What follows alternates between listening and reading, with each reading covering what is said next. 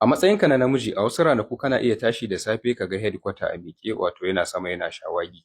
Shin me hakan yake nufi? Of course wannan bidiyo ta maza ce, idan kin san kina ɗaura ɗankwali ki ɓace mana a nan. To irin wani abun shi muke kira da nocturnal penile tumescence ko kuma mu ce morning wood.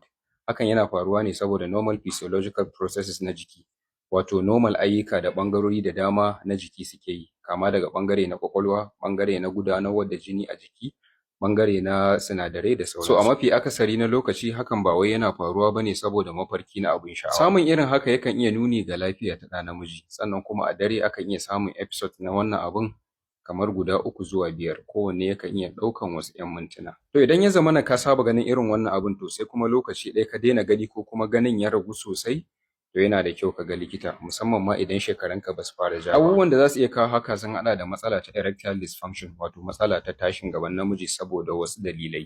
Sannan kuma akwai matsala ta bacci, akwai matsala ta kunci da sauransu. Sannan kuma yana da kyau a gefe guda mutum ya ɗauki mataki na motsa jiki, wato exercise kenan, sannan kuma da shan ruwa sosai, sannan kuma da cin abinciccika masu ƙara lafiya.